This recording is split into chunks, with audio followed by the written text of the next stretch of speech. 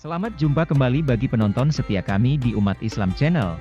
Pada kesempatan ini Umat Islam Channel akan menceritakan kisah wafatnya Syaidah Siti Khotijah binti Khuwailid, yang mana cerita ini bisa dijadikan contoh suri toladan bagi pada kaum hawa masa kini. Semoga dengan adanya Umat Islam Channel bisa membantu untuk kita semua mengingat tentang pengorbanan dari seorang wanita yang berhati emas untuk kaum muslimat rahmatan lil alamin. Amin. Selamat menikmati alur kisahnya.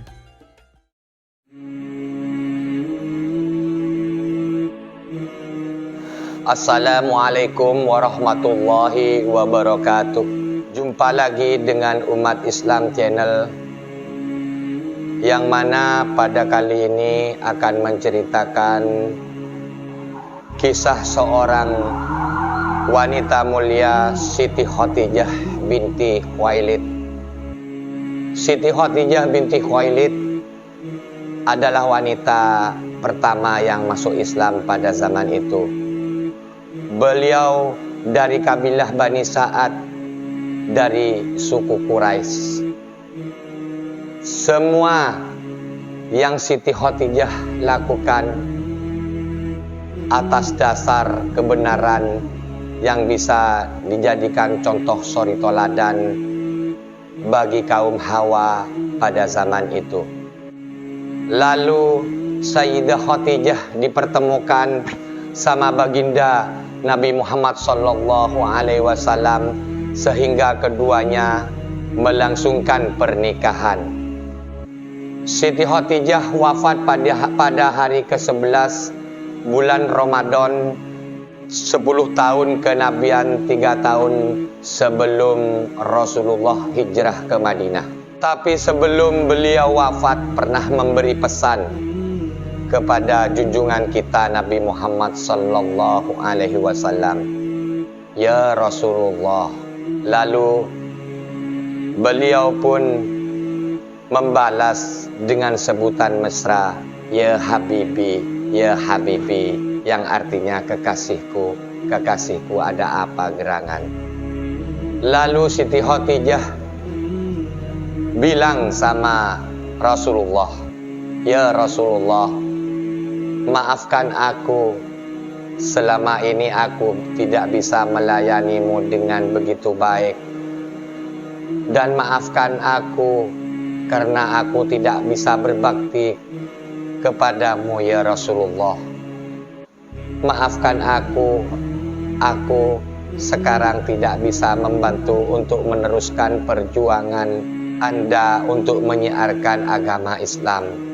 Lalu baginda Rasulullah menjawab kepada Siti Khotijah, duhai istriku sayang, dulu engkau sebelum menikah denganku, engkau adalah hartawan, engkau adalah saudagar kaya, engkau adalah hartawan yang begitu disegani dengan semua suku-suku yang ada di Jazirah Arab ini. 2/3 dari kekayaan di Jazirah Arab ini adalah hartamu. Sekarang engkau setelah menjadi istriku, engkau tidak mempunyai apa-apa. Justru aku yang minta maaf kepadamu sayang. Beliau mengucapkan kata-kata itu dengan lembut kepada Siti Khotijah. Allah juga tahu begitu mulia, begitu pedulinya dikau kasihku kepada umat Islam. Semua pakaian kaum muslimin itu berasal dari hartamu. Semua keperluan para kaum muslimin engkau selalu tampil terdepan untuk membiayai, mulai dari makan sehingga pakaian mereka. Maka dari itu aku sebagai suamimu, aku minta maaf karena aku sebagai suami tidak bisa membahagiakanmu. Rasulullah berkata seperti itu kepada Siti Khotijah. Sebelum wafat, Siti Khotijah sempat memanggil anaknya, yaitu putrinya yang bernama Siti Fatimah. Duhai putriku sayang, kemarilah. Begitulah Sayyidah Khotijah memanggil putrinya, ya anakku, ya putriku, tolong sampaikan kepada ayahandamu surban yang selalu dia pakai di saat menerima wahyu. Tolong aku minta supaya ketika aku mati nanti bisa dijadikan kafan, karena aku sangat takut dengan siksa kubur. Pembicaraan itu terdengar oleh Rasulullah. Lalu Rasulullah menghampiri Sayyidah Khadijah.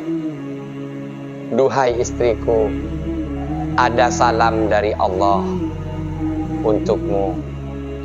Engkau telah dipersiapkan surga yang begitu indah, Firdaus, untukmu, dan engkau akan dijadikan ibu dari segala ibu semua wanita yang ada di dalam surga. Intinya Siti Khadijah akan dijadikan ibu surga. Setelah itu Siti Khadijah memeluk Rasulullah. Lalu Rasulullah dengan harunya tidak terasa air matanya menetes. Duhai istriku sayang, hanya inikah permintaanmu? Hanya selembar surban, sedangkan hartamu yang begitu banyak semuanya dipersembahkan untuk umat Islam. Engkau mau menghadap Allah, pakaianmu begitu lusuh sampai-sampai tambalannya ada 84 tambalan. Padahal dulunya Siti Khadijah merupakan orang terkaya di Jazirah Arab. Semua hartanya, semua kedudukannya, semua kehormatannya semata-mata diberikan untuk Allah dan Rasul-Nya. Begitu ikhlas. Pernah suatu hari diceritakan, tatkala itu Baginda Rasulullah sedang istirahat dan Siti Khadijah menghampiri beliau yang sedang istirahat sambil mengelus keningnya dengan begitu mesra. Lalu tidak terasa beliau meneteskan air mata sehingga air mata itu pun jatuh ke pipi Rasulullah yang membuatnya beliau bangun. Lalu Baginda Rasulullah berkata kepada Sayyidah Khadijah, "Ya Habibi, istriku, apakah ada penyesalan karena engkau bersuamikan aku? Karena engkau dulunya orang terpandang, dulunya orang kaya, dulunya engkau punya jabatan, dulunya engkau orang segala-galanya. Sekarang engkau bersuamikan aku hanya beralaskan tikar. Apakah ada penyesalan di hatimu ya Habibiku?" Baginda Rasulullah berkata seperti itu. Lalu Sayyidah Khadijah membalas jawaban dari Rasulullah dengan nada lembut dan memelas. "Ya Rasulullah, maafkan aku. Sekiranya engkau belum selesai untuk menyiarkan agama Islam, sekiranya engkau akan menyeberangi lautan, sekiranya engkau menyeberangi sungai, tidak mempunyai perahu atau jembatan atau semacamnya, rakit misalkan, ya Rasulullah, andaikan aku sudah mati, galilah lubang lahatku, ambillah tulang-tulangku dan kumpulkanlah untuk engkau jadikan rakit atau jembatan, ya Rasulullah."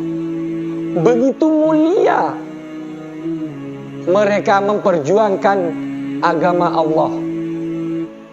Apalagi cuman harta, sampai tulang belulangnya pun beliau begitu ikhlas disuruh jadikan jembatan Rasulullah untuk menyiarkan agama Islam di mancanegara. Apa yang dilakukan masyarakat sekarang? Apa yang dilakukan umat sekarang? Bukankah jauh-jauh di zaman Rasulullah sudah banyak yang bisa kita jadikan contoh suri toladan? Sekarang semua orang itu cuma mempersibuk diri sendiri. Asal gua senang, yang lain masa bodoh. asal babe senang. Itulah yang bisa dijadikan contoh suri toladan dari Sayyidah Khadijah. Makanya pada zaman itu Rasulullah sangat bersedih karena kehilangan dua insan yang sangat dicintai oleh baginda Nabi Muhammad SAW. Satu paman, dua istri tercinta. Makanya di tahun itu dinamakan tahun kesedihan yang dikatakan Amul Husni. Amul Husni yang berarti tahun kesedihan. Begitulah sekelima cerita dari Muslim Channel. Apabila ada kata-kata yang kurang berkenan, mohon maaf beribu-ribu maaf. Wabillahi taufik wal hidayah. Wassalamualaikum warahmatullahi wabarakatuh.